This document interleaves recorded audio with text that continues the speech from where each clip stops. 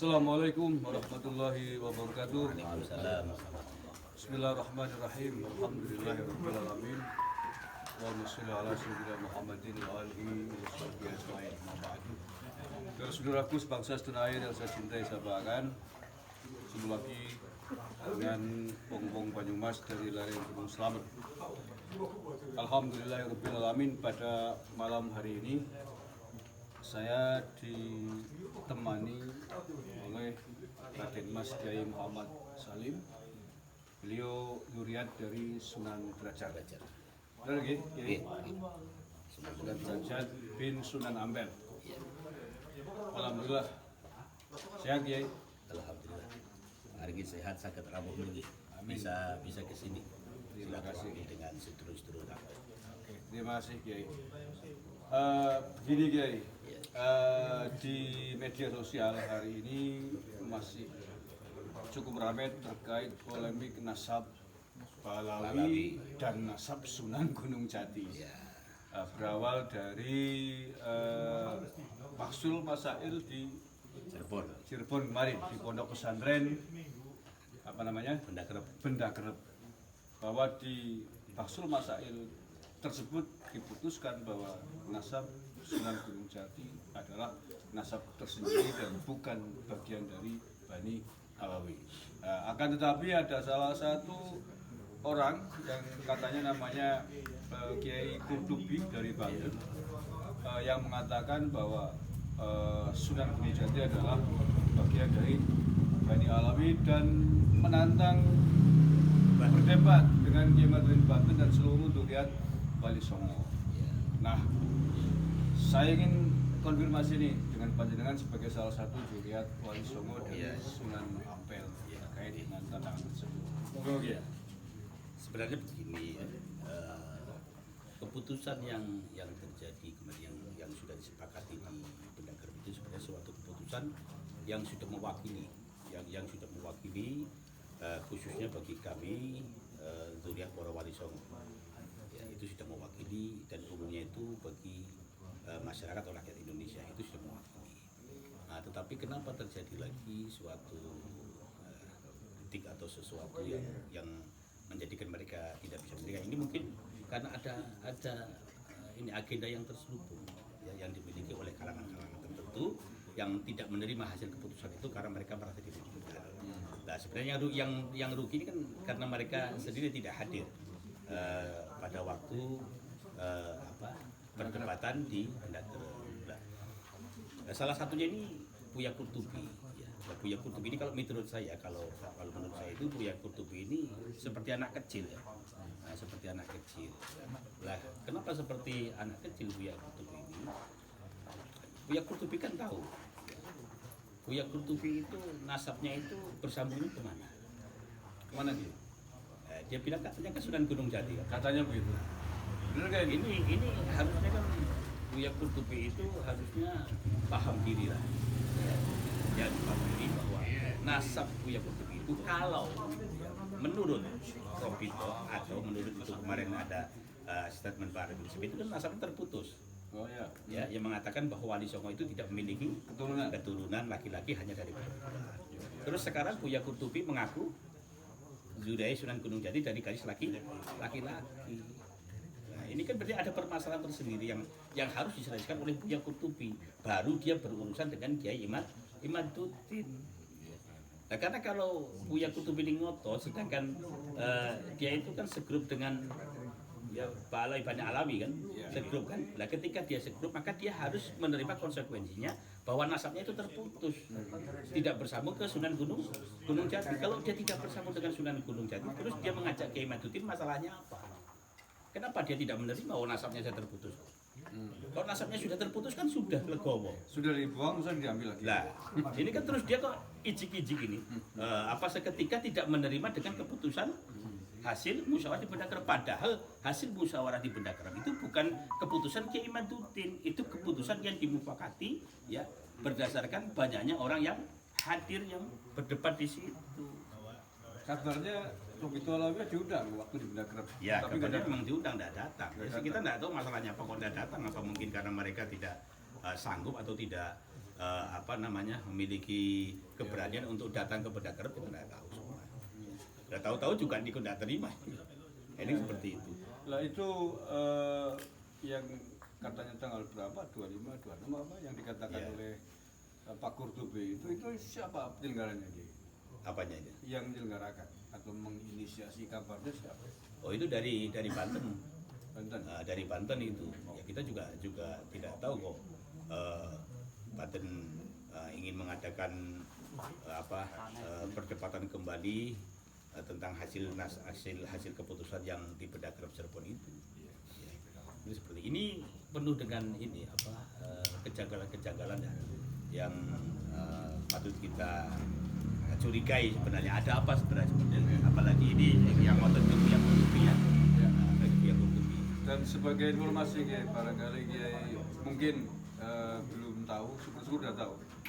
Buya Kurtubi itu adalah hari ini Ketua Umum DPP FPI Pusat. FPI yang sudah disulap namanya menjadi Front Persaudaraan Islam. Kalau FPI yang awal kan sudah dibubarkan oleh negara Islam. Nah, ketika belum dibubarkan, dia itu ketua FPI Provinsi Banten. Setelah berganti nama, Nulung Sumi cara tidak Nulung Sumi ganti kulitnya menjadi Front Persaudaraan Islam. Nah, dari jabatannya itu maka kalau saya bisa memahami bahwa ya wajar kalau mati-matian membela grupnya para habat. Karena dia menjadi ketua umum yang melindungi para habaib yang di FPI ini. Ya, inilah yang menjadi kejanggalan bagi kita semua. Ada apa dengan Buya Kurtubi ini? Kan kalau dia sudah masuk dalam grupnya orang-orang tersebut, seharusnya kan dia bisa menerima konsekuensi dari keputusan Robitoh dan Bahar bin Smit bahwa Wali Songo tidak memiliki keturunan laki-laki. Berarti kan terputus. Dia sudah menyadari kalau dia sudah kondisi seperti itu, menyadari nasabnya itu terputus, seharusnya dia tidak ada masalah dengan Kiai Matutin. Ngapain ya? Nah, terus kok dia bisa ngotot loh? Kurtubi itu, Kiai Kurtubi bisa ngotot ingin berdekat dengan Kiai Matutin. Terus masalahnya apa? Betul. Kan begitu. Kecuali ada agenda besar di balik ini semua. Mestinya Hanya begini, hanya sayangnya Buya Kurtubi ini dia tidak mau terang-terangan. Di belakangnya itu siapa? Kan seperti itu. Nah, dia tetap mengatasnamakan tidak terima nasabnya Wali Songo Sunan Gunung Jati yang bersambung kepada Musa Al-Kadim. Dia tetap menyambungkan ke Ba'alawi. Padahal dia sendiri secara statement Pak Robito itu harusnya dia menyadari bahwa dia itu bukan turunan Sunan Gunung Jati dan nasabnya terputus. Nah, tapi dia ingin ngajak berdebat seolah-olah dia tidak terima nasab leluhurnya itu dibelokkan ke Al-Kadim. Ya, ini kan terjadi suatu kejanggalan yang tidak masuk akal ya. Dan mestinya mungkin Kiai, lebih bagus dia mencari dalil untuk membuktikan bahwa Imam Ubaidillah itu tersambung dengan Rasulullah. Ya, itu sebagian sebagai bagian dari afiliasi kepentingannya para habaib. Karena FPI kan begitu. Jadi begini, kalau Kiai Kurtubi itu mau menantang debat Kiai Matutin, seharusnya dia itu menyanggah dulu dengan Robito Alawiyah dan Bahar Smit itu untuk apa? Masalah ketersambungan nasabnya Wali Songo sampai ke Kiai Kurtubi. Baru kalau Kiai Kurtubi ini dengan Robito itu sudah selesai dan Robito itu mengakui Kiai Kurtubi itu nasabnya bersambung sampai Sunan Gunung Jati, baru boleh dia tidak terima dengan keputusan Benda Kerep, bukan keputusan Kiai Matutin, keputusan Benda Kerep. Yang seharusnya pun dia progresnya ke Benda Kerep, bukan progres ke Kiai Matutin. Itu harus. Maka di sini terjadi suatu kejanggalan. Maka saya katakan loh, Kiai Kurtubi kok seperti anak kecil loh, gak iso mikir. Bundet. Berani namun keluar gimana? Loh, dia tidak punya kepentingan nasab Sunan Gunung Jati mau bersambung ke Ubaidillah atau bersambung kepada Musa Al-Kadim, tidak ada kepentingan nih, karena dia secara konsekuensinya terputus nasabnya dengan Sunan Gunung Jati. Kalau mau ngajak debat Kiai Matutin, harusnya dia perbaiki dulu nasabnya agar benar-benar nasabnya itu tersambung dan diakui oleh Robito serta diakui oleh Bahar Smit. Lu nasabnya terputus lah, mau debat sama Kiai Maduddin. Lah Kiai Maduddin melayani apa nih? Kiai Maduddin itu mau melayani kalau benar-benar nasabnya tersambung. Nasabnya kan tidak tersambung, dilayani apanya? Kan ngoten. Nah, maka ini terjadi kejanggalan-kejanggalan. Nah, terkait dengan itu sebagai sama Dura Waliso, mungkin panjangan punya masukan atau saran apa dengan sesama Dura Waliso yang lain, khususnya Dura Sunan Gunung Jati Pak Kiai Maduddin Sais. Menurut dengan ajakannya Kurtubi ini, kira-kira menurut Kiai sebaiknya gimana dilayani? Kalau menurut saya itu tidak usah dilayani lah. Gitu Ya, orang-orang tidak jelas itu tidak usah dilayani. Nah, karena rekornya kan kita tahu rupanya ini Kiai Kurtubi ini kan orang FPI, bahkan dia dari pembesar FPI. Itu saja itu. Ketua umum ya? Ketua umumnya kan. Nah, jadi kalau menurut saya ini sudah keluar dari jalurnya saja. Ada agenda-agenda yang lain yang terselubung dari permasalahan nasab ini karena nasabnya tidak bersambung sampai ke Sunan Gunung. Jadi kan objektivitasnya kita ragukan. Oh iya, sangat kita ragukan jelas. Karena ketua umum Kita ragukan. FPI artinya kan Iya. dari statementnya itu di videonya itu kalau kita simak itu kan sudah vonis Kondisi. Ya. memvonis bahwa Kiai Mat CS sebagai orang-orang kelompok yang songong, maksudnya sampai gitu, Ya. sekasar itu, Nah. maupun belokkan nasab. Artinya kan sudah menjustis membuat kesimpulan. Ya. Nah, sementara kalau konteksnya diskusi ilmiah kan mestinya harus terbuka dulu, bukan mencari Ini kan jadi lucu ya. Nah, jadi kan lucu loh. Yang membelokkan nasab itu siapa? Nah, Kan itu gitu loh. dia. Terus apa kepentingannya Kiai Maduddin, Kiai Kurtubi seperti itu? Wong dia tidak tersambung nasabnya sampai Sunan Gunung Jati loh. Kalau dia nasabnya benar-benar tersambung sampai Sunan Gunung Jati, bolehlah dia tidak terima, kan? Mungkin dia tidak terima ini nasab kakek leluhur saya kok bisa dirubah-rubah gini, mungkin boleh. Nah, tapi kan nasabnya tidak bersambung. Orang kata Robito nasabnya terputus kok kata Bahar Smith itu. Bahar Smith katakan ini dari Robito. Iya. Kan aneh orang nasabnya terputus, tidak ada kaitannya dengan Sunan Gunung Jati, lah kok tidak terima kan aneh. Seharusnya yang tidak terima itu kan pihak-pihak yang memang ada hubungannya dengan Sunan Gunung Jati atau dengan yang lainnya, itu seperti itu. Iya, iya. Ya saya sudah kalau berbicara Sunan Gunung Jati, berarti kan berbicara Syekh Maulana Jumatil Kubro, ya kan? Lah Syekh Maulana Jumatil Kubro ini bukan leluhurnya Sunan Gunung Jati saja. Lah Syekh Maulana Jumatil Kubro ini juga leluhurnya Sunan Ampel, Sunan Derajat. Lah seharusnya yang tidak terima itu nah Sunan Derajat. Ya, dari tujuh Sunan Derajat. Tapi kita sebagai tujuh Sunan Derajat menerima karena ini adalah hak, ya, hak penerusan sejarah. Dari mana kita ketahui? Dari bapaknya Sunan Ampel sendiri yang bernama Syekh Ibrahim Asamar Kondi. Lah maka kuncinya kan di sini. Syekh Ibrahim Asamar Kondi atau Asmoro Kondi. Lah kuncinya itu di Samarkandinya ini. Nah, maka dari Samarkand inilah nanti akan dicari kajian-kajian tentang sejarahnya Syekh Ibrahim. Itu seperti itu. Nah, yang tidak terima orang tidak punya kaitannya kok menerima itu saja kuncinya di sini. Iya, kalau mau jujur kan sebenarnya kalau Kiai Kurtubi menuduh Kiai Mat CS termasuk panjangan membelokkan sejarah kan apakah bukan sebaliknya kan gitu? Apakah bukan sebaliknya membelokkan sejarah Rasulullah, Zuriya Rasulullah yang ternyata di manuskripnya Kiai Mat yang ditemukan pada abad ke-5 tidak ada balam, berarti kan membelokkan sejarah ya? Ya, Apakah bukan ibarat maling teriak maling? Ibarat ini ya? Kiai Kurtubi itu kan dia tidak paham, cuman sok paham kadang-kadang seperti itu, tidak paham tapi dia sok paham itu. Nah, intinya Kiai Kurtubi itu seperti anak kecil. Ya namanya membelokkan sejarah itu kan kalau ada data yang data itu sudah paten dan itu dirubah itu membelokkan sejarah. Oh datanya tidak ada membelokkan sejarah. Justru yang membelokkan sejarah itu ketika mereka tidak bisa membuktikan sejarah tapi mereka buat sejarah tersendiri. Itu seperti itu. Nah, ya. Mestinya kan itu tujuan buat mereka sendiri kan. Nah. Faktanya sampai hari ini mereka belum bisa membuktikan. Nah ketika Kiai Kurtubi mengatakan Kiai Imat CS itu songong, itu kan kebodohan tersendiri ya, kejahilan tersendiri yang memutuskan keputusan ketidaktersambungan nasab Sunan Gunung Jati ke Ba'alawi, ke Ubaidillah itu adalah hasil mufakat keputusan ya, dari perdebatan yang ada di Cirebon. Iya, Itu seperti iya. itu. Seharusnya protesnya jangan sama ke Kiai Maduddin. Itu seperti itu. Lah kok protes sama Kiai Maduddin, marah-marah seperti sama Kiai Maduddin.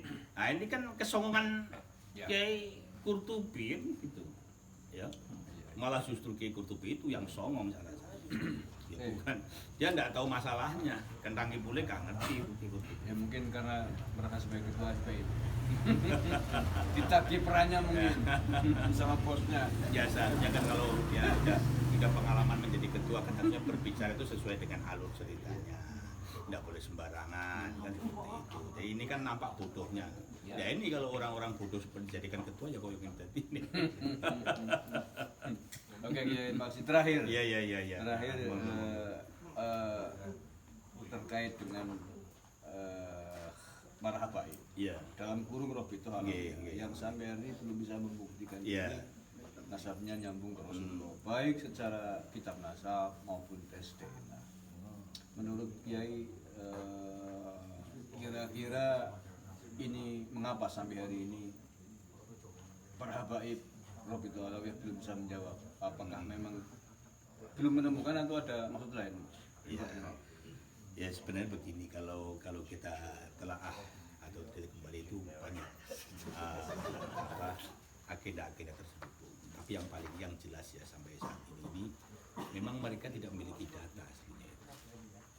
Tidak memiliki data yang konkret untuk bisa sebagai argumen membantah Kiai Maduddin. Masih tidak memiliki data. Cuman masalah seperti ini. Nah, selama ini Robito Alawiyah itu kan mereka mengklaim bahwa mereka adalah lembaga nasab yang paling solid. Itu bermasalah. Klaim mereka. Aku. Nah, ketika ada suatu permasalahan seperti ini, seperti Kiai Maduddin mengkaji, meneliti nasabnya para habaib, ya bahwa ada keterputusan riwayat, keterputusan sejarah, keterputusan sanad Ubaidillah yang berkaitan dengan Imam Ahmad. Ya, ini mereka Robito Alawiyah ini tidak bisa menjawab kajian ilmiahnya Kiai Maduddin.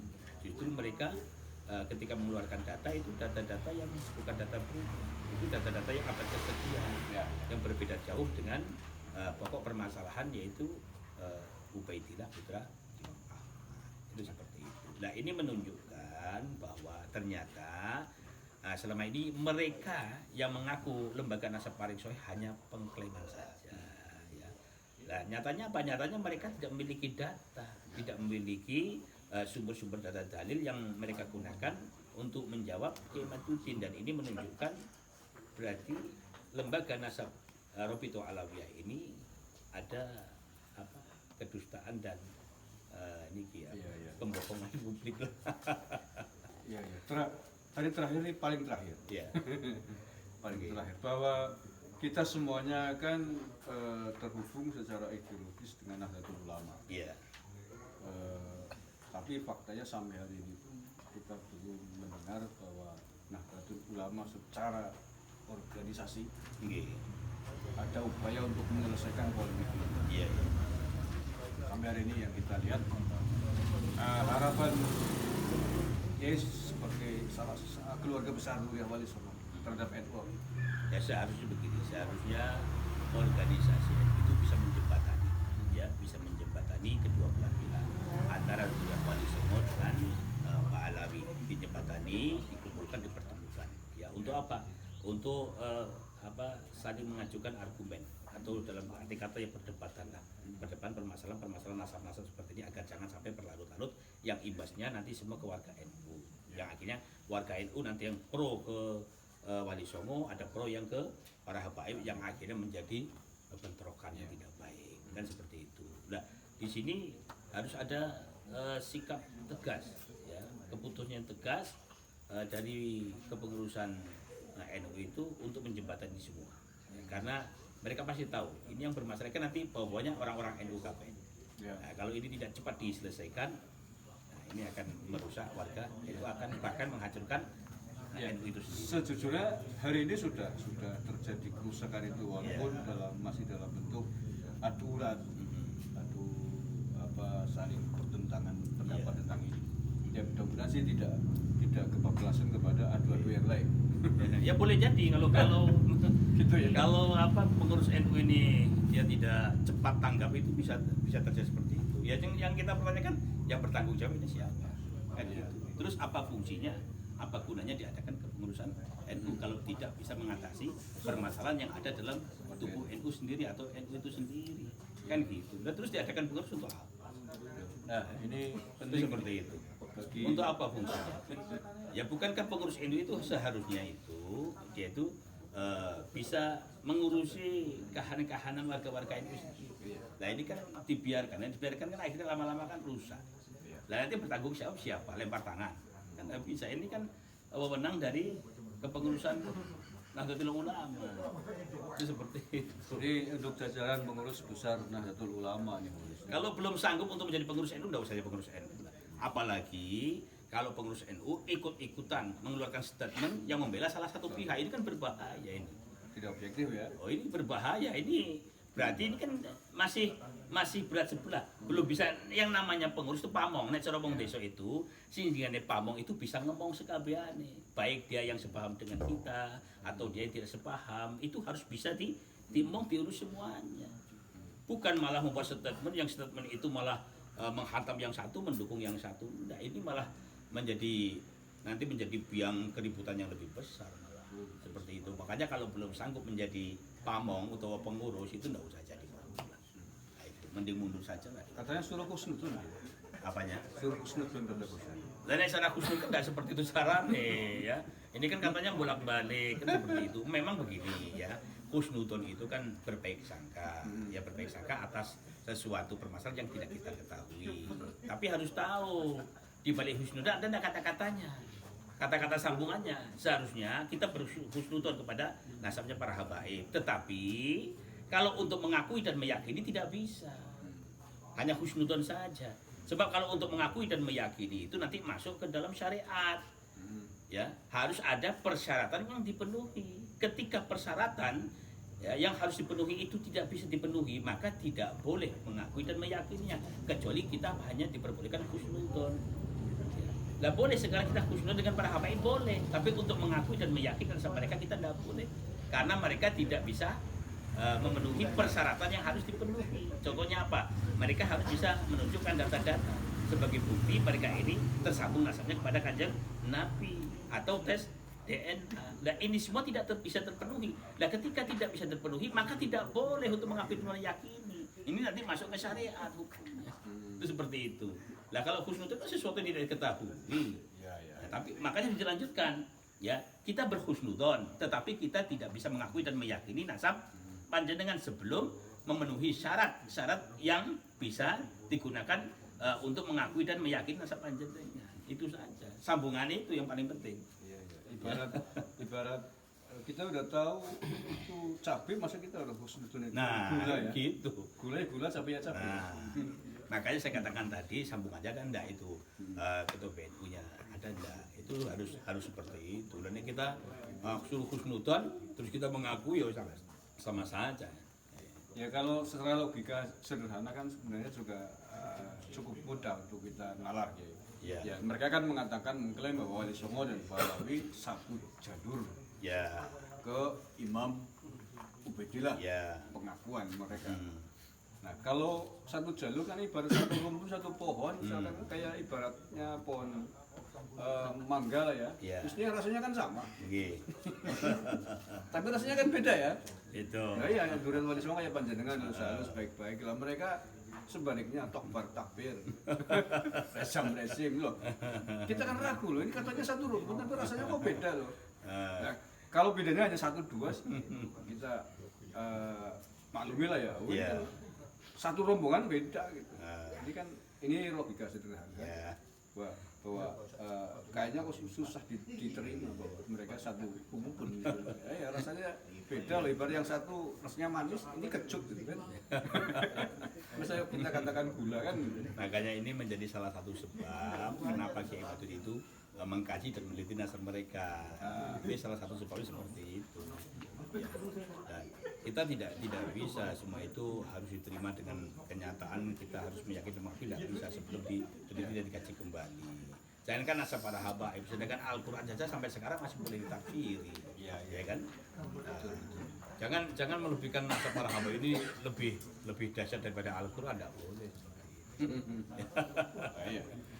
Oke, terima kasih sekali Kiai Iya. atas bincang-bincangnya, dan yang terpenting menurut saya adalah bagian terakhir tadi terkait dengan sikap pengurus besar Nahdlatul Ulama. Iya. Ya, silakan, ini salah satu Duri Wali Songo sudah memberikan masukan gimana agar NU kalau tidak mau ngurusin warganya, ya untuk apa jadi pengurus? Nggak usah.